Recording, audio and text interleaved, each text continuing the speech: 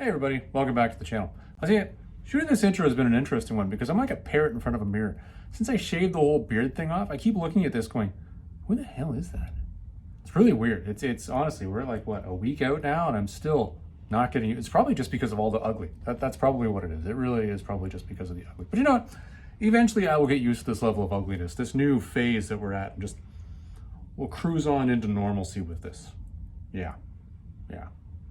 Anyway, that's not what we're going to talk about today. While I've had all this ugly going on, I have actually been doing some reading. Because you know what, when you're this ugly, you can't go out and talk to people. So you spend all your time sitting around reading. And I read something this thick. Now some of you might be saying to me, Tennessee Fats, what in God's green earth is that? Well, I'll tell you what that is. That is the third classic Valiant Omnibus that I have now picked up and read from beginning to end. And I gotta tell you, I am quite happy with this one. So without mincing any more words, let's just go do the thing. Let's do the thing. And let's talk about this. The Valiant Classic Omnibus of Ninjak. All right, let's not waste any time on this thing. Let's get into this. Okay, so just like the other Valiant Omnibuses, and you're gonna see this right off the bat, you got this beautiful dust cover. Now, I'm not gonna blow smoke here. This was kind of an eye-opener for me. I tell you, back in the day, and oh God, here we go. This is the old man Tennessee Fats rant now. So back in the day, when Valiant first came out, I bought the Ninjak first couple issues. I bought the Ninjak when he was in the Bloodshot. Of course, this is how old I am because I refer to him as the Ninjak. But either way, I bought this and I read it and I was like, okay, that's great. But then I moved on to the characters that I actually was more focused on at the time. So I never really got into reading a heck of a lot of Ninjak. I always thought of him as sort of like this, I don't know, almost like a Jamesy Bondy type character. The whole title, Ninjak, I guess as a child or a teen, never really sunk in on me as to why is it called the Ninjak? Anyway, so that's why reading this one was an eye-opener. And I'll tell you why, because he's literally a ninja. I don't know why I was so stupid. It never occurred to me all along the way that he's just a ninja. But he's not really just a ninja. So back in the day, I always thought of him as sort of like a James Bondy type character. Like some sort of super spy type thing. So for those of you who have watched my other video, you'll know I've already read the Bloodshot Omnibus. And you'll know that when I read that, I said, well, he's kind of like the Daniel Craig type James Bond. He's like James Bond would be if he was all bruiser-like Daniel Craig has portrayed it. But this guy, I guess he's kind of like a James Bond, but a different James Bond. He's more like a Roger Moore James Bond, if that makes any sense. Yeah, it makes sense to me. I'm going to go with that. Like a Roger Moore James Bond. But he's a ninja. And I can't remember any points in time in watching Roger Moore James Bond where he was ninjaing. Yeah, I'm not coming up with any ninja Roger Moore, but it's the sleekness of it. So when you read this, you're going to see, okay, more ninja, less super spy. Let's just start with that, okay? Now, quality-wise, when we're going through this one, the Ninjak books back then, the first four, or was the first three? The first three, the art was really stunning on here. I'll open it up here and I'll let you take a look at this thing. So here's your nice purple insert, which is very nice. You got all your cards. It's a high gloss paper. It's actually quite nice. But here you start getting into the art, right? And you look at this and you're like, wow, that's really cool. And this sort of goes with, let's go up to the front here, goes with this giant wraparound first issue. So you see that and you're like, okay, well, that's really cool art. That's what they did. And it's really quite nice. And it's these beautiful panels like this in the first three issues. And I think that was done to really draw you in as the reader and to make a statement back at the time of, hey, look what we're doing with this brand new character. But then things changed. You get up to issue 4, and I'm not saying the art is suddenly terrible. I'm just saying that it's not the same art, and it's noticeable. It really is. It's noticeable when you start going through it, you're thinking, huh, this has really changed. And I'll tell you, there are certain issues in this omnibus where when you're reading it, just like when you were reading the Bloodshot one, where you're like, who did this? Who wrote this? Who did this? And who did this artwork? And I could never critique another artist and say, well, an artist and say, this is terrible work, because I'll tell you, I can't draw worth a damn. I can't do anything artistic. I have zero artistic bones in my body. So I'm in awe of everything these guys do, but I am smart enough and experienced enough in this stuff to know, okay, this is better, this is worse. So as you go through this, you're gonna find a couple like that. And the Ninjak series, I'm gonna say the Ninjak series probably for Valiant back then was like the Shadow Man series back in the day. It wasn't getting the artistic talent that it really deserved. So as a result, it was kind of like, you're going further down the list here. We're going to throw more money into, you know, Solar and Exo and that sort, and maybe Archer and Armstrong if we feel like it. But that's really kind of the first thing I noticed right off the bat was this glaring discrepancy between what you're looking at was really, really good in the first couple, and then there are certain ones in here where you're like, really? Wow, really? Really? This actually isn't a good example. This is one of the better ones. And I'll talk about that one in a little bit. But you see it when you go through. Now, I tell you, and this is not me being critical of just this one title at all. And you all know I'm a big fan of the Bloodshot. But, I mean, this is Bloodshot number 6, I think. Yeah, this is not stellar stuff. So, just, you know, it's okay. It's much better than I ever could. But, you know, when you're comparing it to some of the other stuff that you see in here, like, oh, really? Okay. Anyway, so that was the one thing that you're going to notice when you're going through this. The high gloss paper, yeah, this is what you'd expect from the classic Valiant Omnibus, and this is really, really good in that way. One thing I like that was included in this, let's see if I got the right posty notey here, because I posty noted through this whole thing as I was running along, was, there you go, the inclusion of the Ninjak yearbook. This is kind of cool, and the reason why I think this is kind of cool was because you know that Ninjak hates Dr. Silk, or you know that they're fighting one another. WebNet is the organization that Ninjak is fighting. Just like every other character is trying to kill something else, he's got an issue with WebNet and Dr. Silk, this guy right here, who is really, really bad. Let's just put it that way. You guys can read it and you can find out more about it later. But the yearbook, I think, was a great example that was published at the time, which I actually only found recently a good clean copy to put in my collection. But it gives you a good example of really how much these guys just detest one another. And the other thing I liked about the inclusion of this is you get a sense of, within the yearbook, they put more writing into Dr. Silk. You get more of a sense of what the hell is this guy all about and what is he doing? What's going on with this dude? And you really only start to see this when you're already into the first yearbook. Hold along here. Because it wasn't right off the bat. Where you start to see it and you're like, oh, that's who he is. There he is right there, there's Dr. Silk. And there's the dialogue going on between them.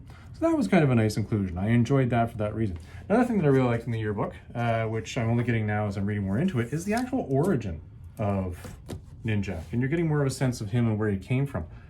When they did the reboot of Ninjak in, what was it, 2012, when Valiant Entertainment picked it up, they spent a lot more, at least from the issues that I read, they spent a lot more time dealing with young Colin.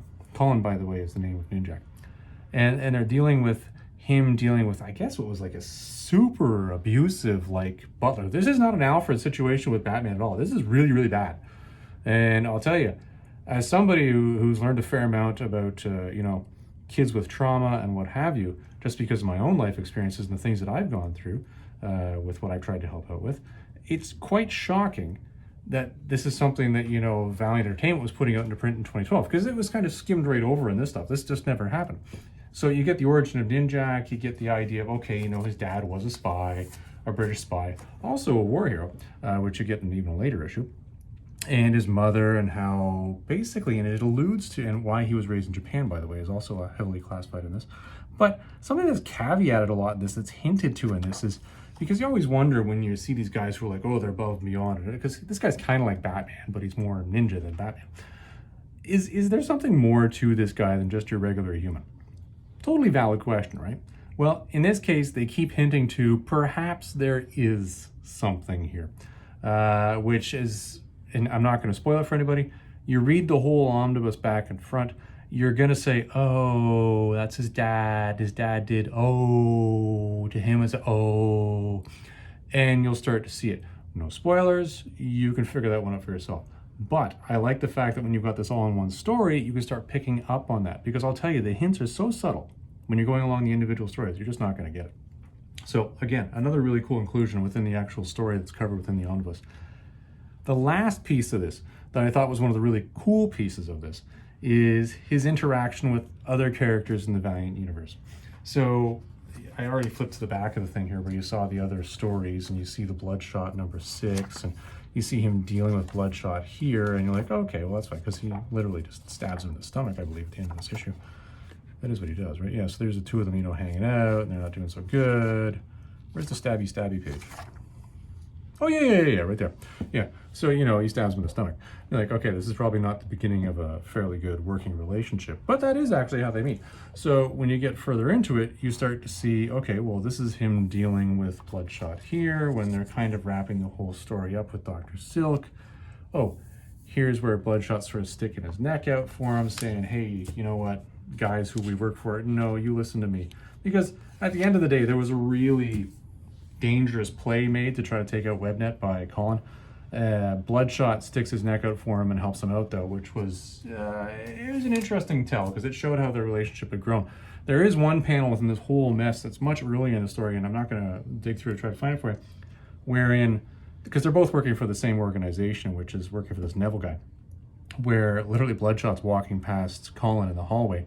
Colin doesn't recognize Bloodshot because he doesn't have the whole white skin thing going on. He's camouflaged like a normal human being. And all he thinks of him is just some sort of oversized bouncer type bruiser, which is kind of funny, considering how much they get along later on. Another one where you see the two of them getting along is... Oh, come on. Oh, wait. This is the problem with post notes. By the way, for any of you who are watching or part of the Sworn Nation like I am, what's up with the lack of bookmarks? We need more bookmarks, for crying out loud, because then I'm going to stop using these post-it notes. So Brian Polito, if you're watching, send bookmarks. It's in your best interest. They'd be sitting on these. Here he is dealing with Exo Manowar. Now, totally different dynamic. You've got crazy, you know, Visigoth barbarian dude with sort of like an Iron Man type power suit, and crazy super spy Roger Moore type ninja. Totally different interactions between the two. Exo Manowar kind of respects him. Ninjak kind of looks at Exo Manowar as an idiot, and then he sees what his suit is actually capable of, and he's like, holy crap, I gotta stay the hell out of this guy's way. Which, believe me, he does. And later on, he also finds out about spider aliens and how that all is going on. So, really cool factors that come into this one. Those are the ones that I thought were really cool. So what do you get in this that's sort of not so cool? This is the first one of these where I've said, yeah, you know, that's one of these things where it's like, kind of hinting at it, because I'm not going to sit here and do nothing but fanboy mouse service to these things. If I think there's an issue, I'm going to call it out. My issue with this thing is as they were writing Ninjak, and as they were early into the character, I think what they were trying to do is make him, what would I say, almost like the mysterious type of I've got rage issues type Wolverine dude, without any explanation of where that comes from. Other than obviously the cursory information where you're running through a little bit of history you get up front. But on top of that, like, the guy's dark. Like dark for the sake of being dark. Let's put it that way. I'm being gritty for the sake of being gritty. Like, he goes out, he's got a life. I understand, and when you read it, you'll understand why he's got sort of trauma around his childhood, because he lost both of his parents at a young age, which is really, you know, a dickish thing, because of spies. And I can also understand why he doesn't like spies, but he really treats everybody like a prick. That's not cool. Like, and it's funny because it actually comes to his defense, and I'll show it over here. Whereas you've got this one character during the whole chaos effect who's been giving super magical powers just to make everybody fall in love with her. And Ninjak says, sure, I'll fall in love with you. And then he turns around and just sort of crushes her heart at the end of it. When all this woman's doing is looking for love, she just gets totally burned. And he's like, oh, okay, well, I guess I would. But of course, at the end of the day, she takes away Silk, and he doesn't get his prize either. But it works out for him there, but all the other times, like, man, you know, if you just started being less of a prick, maybe life would sort of treat you better. But again, that was just something that they wrote, and when you see the theme again and again in an omnibus as you're going through this many pages, at that point in time, it kind of becomes something that wears on you. But, you know, to each their own. Some people would absolutely love that in a story. I personally just find it somewhat to be, could we stop picking at the scab and just move on now? So, all in all, this one, I'll tell you, I really enjoyed it. I enjoyed the eye-opening experience. Did I enjoy this as much as I enjoyed the Bloodshot one or the Exo Manowar one? Probably not. Just because I never really got into this character. It wasn't my shtick. Now, I'll tell you, the next one I'm going to read after this, though, is Shadow Man. And Shadow Man, I read a lot of issues of back in the day, and I really enjoyed that character. So I am somewhat excited about reading that one. Who knows? Maybe it'll bump this one and bump the other two that I really enjoyed as well. But either way, will say this. For Valiant Entertainment, who's going out there and pre-packaging these things and sending them out, you guys are doing a great job. Like, sending these things out is fantastic. This is a great way to do it. You get so much story in this. If you want to know anything about these characters, this is it. This is how to do it. And I think other publishers should take notes. Bang up job. You could disagree or agree with the character choices and what you're doing it with, but that's entirely a personal taste matter. So if you're out there and you're looking for something that's really sort of a, you know, a spy type ninja thing, I think you'll really enjoy this one. If you're looking for more of like your bruiser type, yeah, I'm a spy, but you know what, I'm also going to kick the living crap out of you, well, go read the Bloodshot thing. And if you're looking for something almost a little bit more militaristic, you probably want to go read the Bloodshot one. Now, that being said, if you want to see a giant Visigoth like Conan the Barbarian running around with a power suit blasting aliens all day, well, then you definitely want to read that Exo Manowar. That thing was awesome. Anyways, everybody, I hope you enjoyed this one. We'll see you in the next video.